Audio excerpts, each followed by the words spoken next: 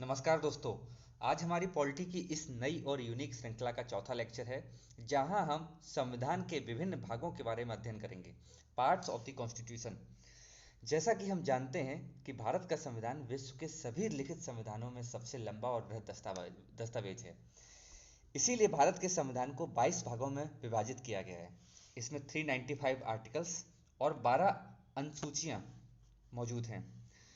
अभी तक इसमें कुल अतिरिक्त 4 भाग जोड़े गए हैं, जो कि भाग 4A, 9A, 9B और 14A। 4 का, 9 का, 9 का और 14 का है। तो कुल मिलाकर भागों की संख्या हो जाती है 25। आप कहेंगे 22 और 4 जोड़ेंगे 26 होते हैं, लेकिन एक भाग को डिलीट किया गया है, इसलिए अब भागों की संख्या कितनी है? 25। लेकिन यहाँ ध्यान देने वाली बात यह है कि यहाँ पर भाग इस तरीके से रखे गए हैं कि कुल मिलाकर भागों की संख्या रहती है 22, क्योंकि जैसे जोड़ा गया है तो 4 के साथ का जोड़ दिया गया है, 4A जोड़ दिया गया है। तो कुल मिलाकर वास्तविक रूप से देखा जाए तो भागों की संख्या अभी भी 22 है। इस प्रकार भारत का संविधान अभी भी 22 भागों में विभाजित है। एक छोटा सा क्वेश्चन देख लेते हैं, जो यूपी पीसीएस मेंस 2012 में आया था, 2008 में भी आया था। भारतीय संविधान को कितने भागों में विभाजित किया गया है?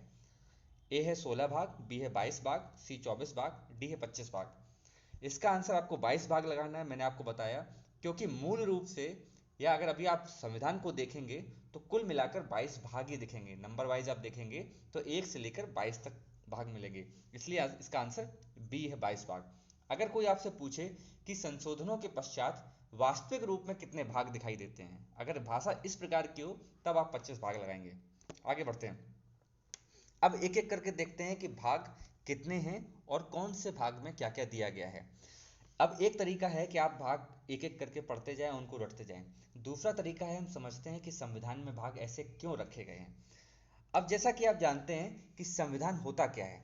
संविधान किसी भी देश या राज्य को चलाने का एक फंडामेंटल दस्तावेज है, मूलभूत दस्तावेज है। अब संविधान करता क्या है? एक राज्य को चलाता है। राज्य मीन्स स्टेट या देश। अब देश होता क्या है? जब आप अंतरराष्ट्रीय संबंध पढ़ेंगे तो एक स्टेट या राज्य की बेसिक डेफिनेशन पढ़ेंगे। तो बेसिक डेफिनेशन में 4 तत्व आते हैं। एक है population, territory, government and sovereignty, means जनसंख्या या नागरिक। दूसरा है टेरिटरी, भू क्षेत्र। तीसरा है सरकार। तीसरा है संप्रभुता। अब कोई भी स्टेट है, कोई भी देश है, ये 4 चीजें होनी चाहिए।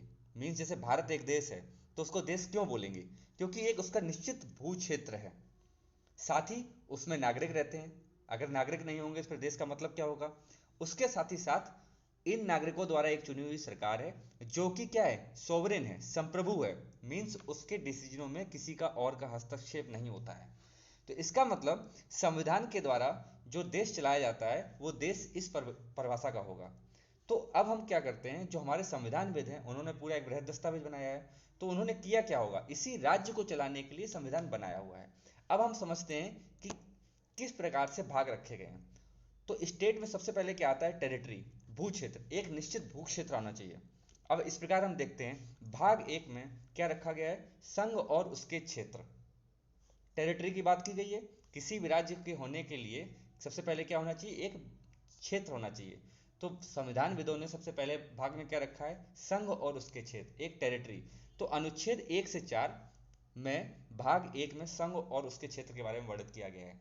अब इसमें विभिन्न राज्यों के बारे में बात की गई है। रीऑर्गेनाइजेशन ऑफ जो स्टेट है, मतलब राज्यों की सीमाओं को बदल सकते हैं, उनके नाम को बदल सकते हैं, किसी नए राज्य को ऐड कर सकते हैं। इसको हम बाद में डिटेल से पढ़ेंगे। लेकिन हम ये समझ गए कि किसी स्टेट के होने के लिए क्या होना चाहिए? पहले निश्चित भू क्षेत्र होना चाहिए। तो भाग 1 में क्या रखा गया है? संघ और उसके क्षेत्रों को। अब हम बात करते हैं, अब हमने दूसरा आपको क्या बताया कि उसके अंदर, राज्य के अंदर क्या होना चाहिए? पॉपुलेशन। दूसरा फैक्टर क्या होता है? पॉपुलेशन। पॉपुलेशन मीन्स वहां पे नागरिक होने चाहिए। तो हमारे संविधानविदों ने भाग 2 में क्या बताया है कि जो भी नागरिक होंगे उनकी नागरिकता संबंधी प्रावधान, कौन कौन से लोग यहाँ पे नागरिक होंगे, कौन नागरिक नहीं माने जाएंगे, कौन लोग नागरिकता प्राप्त कर सकते हैं और किन लोगों की नागरिकता कैसे खत्म की जा सकती है। तो अनुच्छेद 5 से 11 के बीच में नागरिकता संबंधी प्रावधान रखे गए हैं। तो आपको क्लियरली समझ में आ गया होगा कि कैसे राज्य और के अंतर्गत निश्चित भू क्षेत्र होता है और नागरिक होते हैं, तो उनकी नागरिकता संबंधी प्रावधान है। अब जो नागरिक हैं उनके कुछ अधिकार होते हैं, फंडामेंटल राइट्स होते हैं। तो भाग 3 में उन्हीं नागरिकों के मूल अधिकारों की बात की है। ये नागरिक हैं, इन्हीं नागरिकों के कुछ अधिकार होंगे। इन्हीं अधिकारों की बात क्या है, भाग 3 में मूल अधिकार के नाम से की गई है। ये अनुच्छेद 12 से 35 तक आएंगे। अब इन मूलभूत अधिकारों को मिलने के बाद कुछ राज्य की भी जिम्मेदारी होगी, सरकार की जिम्मेदारी होगी। तो बताया गया कि भाग 4 में आते हैं डीपीएसपी, राज्य के नीति निर्देशक तत्व। जो सरकारें होंगी वो नागरिकों के लिए कानून कैसे बनाएंगी, किन किन बातों को ध्यान रखेंगी। तो नीति निर्देशक तत्व हैं कि कुछ भी नीति बनाने से पहले जो भी निर्देशक चीजें दी गई हैं, जो निर्देश दिए गए हैं, वो भाग 4 में रखे गए हैं। समझ में आ गए। अनुच्छेद 36 से 51 में पहले नंबर संघ और उसके क्षेत्र, क्योंकि निश्चित टेरिटरी चाहिए थी। इसके बाद नागरिकता, क्योंकि नागरिक होने चाहिए, नागरिकों के मूलभूत अधिकार होंगे, वो भाग 3 में आ गए।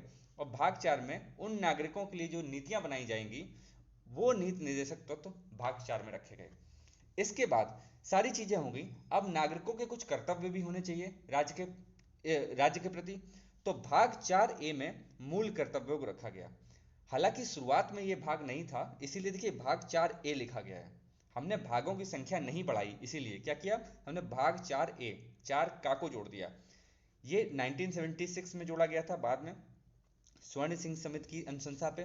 तो भाग 4 ए में क्या हुआ, मूल कर्तव्य रखे गए हैं कि एक नागरिक के क्या क्या कर्तव्य होने चाहिए। ठीक है, जैसे महिलाओं का सम्मान, जैसे पर्यावरण की रक्षा, अपने राष्ट्रीय ध्वज, जो अपने राष्ट्रीय गौरव है उनका सम्मान आदि आर्टिकल 51 में ए में लिखा हुआ है। तो होपफुली आपको ये 4 चीजें समझ में आ गई होंगी। अब हम बात करते हैं, एक सवाल है यूपी पीसीएस में आया हुआ था, संविधान में से कौन सा एक युग्म सही सुमेलित है।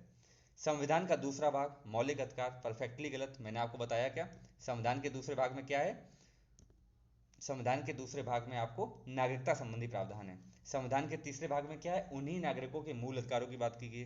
संविधान का चौथा का भाग जो अभी लेटेस्ट डिस्कस किया, मौलिक कर्तव्य, इसका आंसर क्या हो जाएगा, सी। ठीक है, पांचवा भाग तो नहीं है जो मैंने भी डिस्कस किया, भाग 4 में नीति निर्देशक सिद्धांत है, तो इसका आंसर हो गया सी। आगे बढ़ते हैं।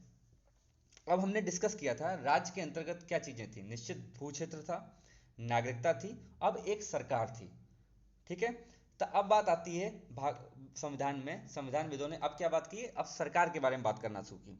तो सबसे पहले भाग 5 में उन्होंने बात की किसकी, सेंट्रल गवर्नमेंट। ठीक है, कि राज्य, सॉरी ये आपको यहां से दिख नहीं रहा होगा, हाँ यहाँ पे, अब यहाँ पर भाग 5 में संघ की बात की गई, सेंट्रल गवर्नमेंट की बात की। अनुच्छेद 52 से 151 तक संघ सरकार जो है, जो केंद्रीय सरकार है, उससे संबंधित बातें की गई हैं। अब इसमें केंद्र सरकार में केंद्रीय विधायिका जैसे लोकसभा, राज्यसभा, केंद्र सरकार के तत्व, सुप्रीम कोर्ट, सीएजी, कैग, ये सारी चीजें भाग 5 में है, अनुच्छेद 52 से 151 तक। अब भारत में जैसे केंद्र के साथ राज्यों में भी सरकार होती है, मैंने आपको बताया था संघात्मक ढांचा है, तो संघात्मक ढांचे में राज्य सरकारें होती हैं। तो राज्य से संबंधित नियम जैसे राज्यपाल, राज्य की विधायिका, या कुछ कुछ जगह विधान परिषद भी है।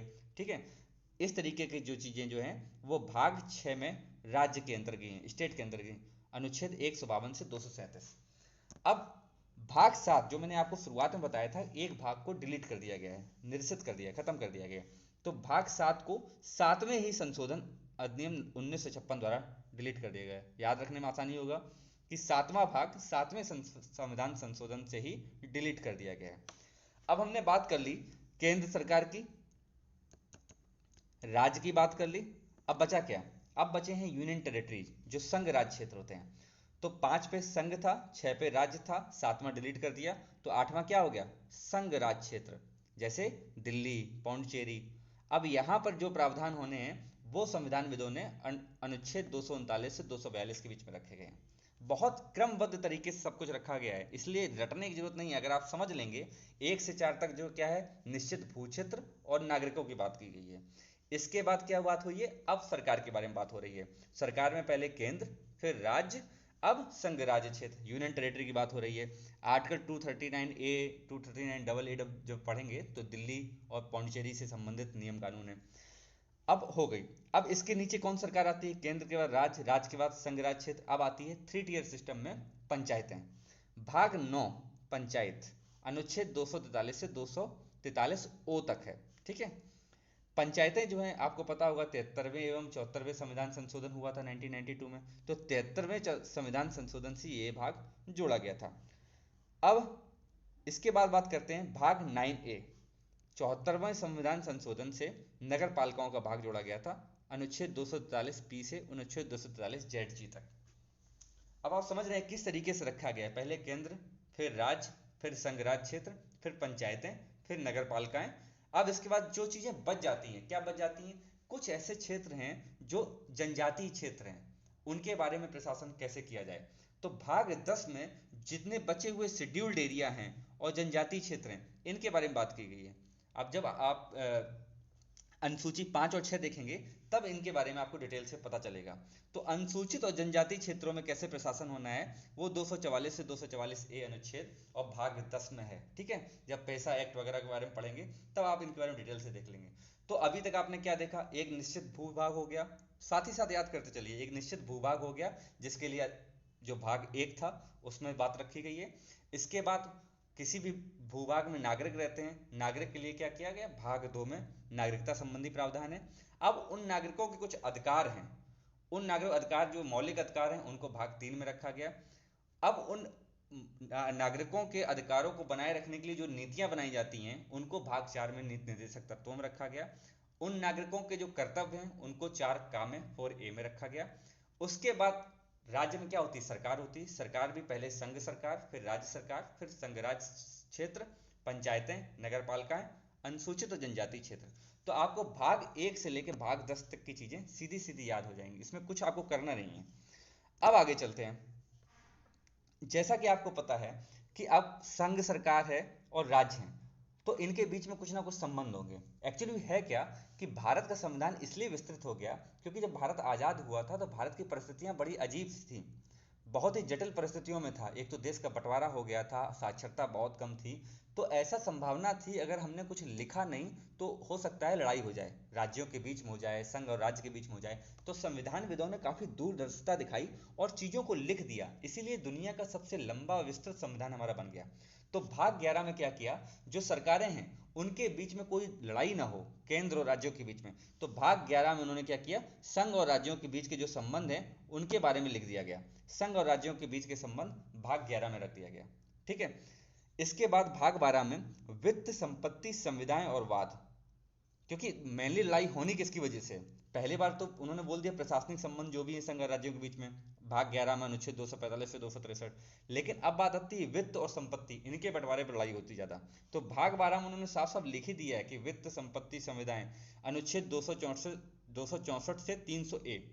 आपको पता होगा 280 में फाइनेंस कमीशन होता है, वित्त आयोग होता है, 300A तो आपने सुना ही होगा, राइट टू प्रॉपर्टी, पहले जो मूल अधिकार था उसको कानूनी अधिकार बना दिया गया 300A में।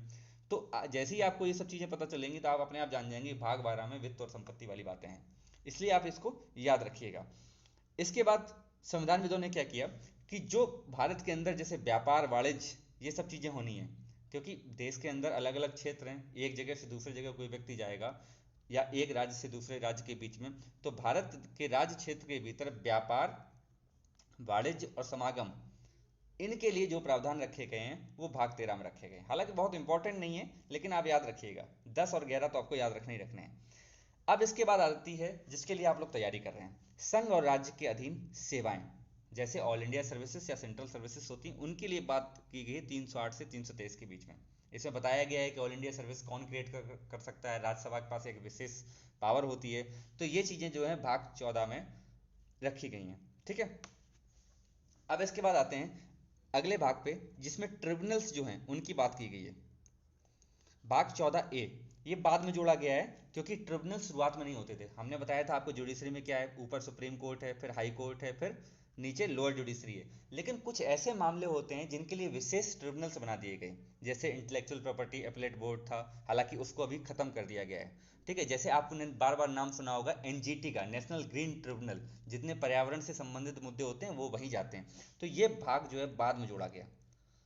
क्योंकि ये चीजें जो क्या होती होती थी, राज्यों के बीच में विवाद हुआ करते थे, जैसे नदी विवाद होता था, तो इसके लिए ट्रिब्यूनल बना दिया गया। तो भाग 14A जो है, ये अधिकरण बाद में जोड़ा गया। ठीक है, आपको दिख भी रहा होगा 323A, B ऐसे प्रावधान है। ये तो सारे प्रावधान हो गए आपके, जो दो राज्यों के बीच में, केंद्र और राज्यों के बीच में जो प्रशासनिक और वित्तीय चीजें थी। अब बात आती है किसी भी लोकतंत्र में सबसे अहम पिलर क्या होता है? निर्वाचन, जिसके द्वारा जनता अपने जो प्रतिनिधि होती है उनको चुनती है। ठीक है, तो भाग 15 में जो बहुत इंपॉर्टेंट है, इसको जरूर याद रखिएगा। भाग 15 जो है वो निर्वाचन संबंधी प्रावधान है, निर्वाचन आयोग क्या होगा। ठीक है, और निर्वाचन संबंधी जितने प्रावधान हो सकते हैं अनुच्छेद 324A से 329 से 329A में रखे गए हैं। तो आपको ये सारी चीजें क्लियर होंगी। सिर्फ ट्रिब्यूनल्स वाला जो पार्ट है ये आपको बाद में जोड़ा गया है। अब चलते हैं आगे। भाग 16 में क्या रखा गया है? कुछ वर्गों के लिए विशेष उपबंध, जैसे लोकसभा में SC ST के लिए आरक्षण, इस तरीके जो उपबंध रखे गए, एंग्लो इंडियन के लिए आरक्षण, तो इस तरीके के लिए के जो विशेष उपबंध हैं वो भाग 16 में हैं। जैसे SC के लिए कमीशन बनता है, ST के लिए अलग कमीशन है, OBC के लिए अलग आयोग बनता है। तो जो ये विशेष वर्गों के लिए उपबंध किए गए हैं ये भाग 16 में।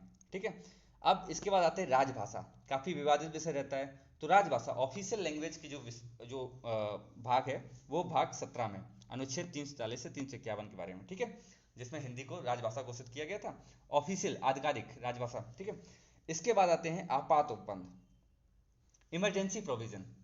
तो आपको मैंने बताया भी था इमरजेंसी प्रोविजन कहाँ से लिए गए हैं, याद रखिएगा। इसमें एक पॉइंट है जिसमें लोग गलत कर जाते हैं। इमरजेंसी प्रोविजन कहाँ से लिए गए हैं, ये एक अलग जगह से है। और इमरजेंसी प्रोविजन के दौरान जो मूलभूत अधिकार, जो मौलिक अधिकार सस्पेंड होते हैं, वो किसी अलग देश से लिए गए हैं। ठीक है, तो आप याद रखिएगा आपात उपबंध 18, 15 निर्वाचन के लिए, 17 राजभाषा के लिए, और 18 क्या है? आपात उपबंध। इनको आप जरूर याद रखिए, 352 308 ये सबसे इंपॉर्टेंट है। ठीक है, ये भाग ये सब मिसलेनियस है। 19 20 याद रखना है आपको संविधान संशोधन के लिए, ये इंपॉर्टेंट है। और इसके बाद अस्थायी संक्रमणकालीन, और ये आपसे कोई नहीं पूछने वाला। तो आपको जो मेनली आपको याद रखने वाले हैं इसमें, वो एक राजभाषा, 18वां आपात, और 20वां संविधान संशोधन। चलते हैं आगे। अब देखते हैं, एक सवाल यूपीपीसीएस में आया था 2013 में, मैच ऑफ द फॉलोइंग, इससे आपको सारा क्लियर हो जाएगा। मौलिक अधिकार, मैंने आपको क्या बताया? पहले निश्चित भूभाग, फिर नागरिकता। नागरिकता में नागरिक के मौलिक अधिकार आएंगे, वो किस में आएंगे? भाग 3 में। तो ए का क्या हो जाएगा? 2, मीन्स ए और सी में कुछ आंसर होगा। मौलिक कर्तव्य भाग 4 में आपको बताया था मैंने, 4A में बताए थे। इसके बाद संघ, जैसे मौलिक कर्तव्य खत्म होते थे तो 5वें भाग में क्या था? संघ था। आपात उपबंध मैंने आपको अलग से याद रखने के लिए बताया था, 18वें नंबर पे आपात उपबंध है, और 15वें नंबर पे आपका निर्वाचन है। तो इसका आंसर क्या हो जाएगा? ए। तो होपफुली आपको चीजें समझ में आई होंगी। आपको ये चीजें जरूर याद रखनी है, जिसमें मैंने आपको ये चीज बताई है कि निश्चित भू क्षेत्र, इसके बाद नागरिक, ठीक है, नागरिक के बाद सरकार, और सरकार जो क्या होती है? संप्रभु, जिसपे कोई हस्तक्षेप नहीं होता है। तो भू क्षेत्र में पहला, नागरिक में दूसरा, और सरकार उसके बाद 5वें से शुरू हो जाएगी। होपफुली आपको ये चीज क्लियर हुई होगी। इसकी और प्रैक्टिस करिए। अगर कोई डाउट हो तो कमेंट सेक्शन में जरूर बताइए। Thank you very much.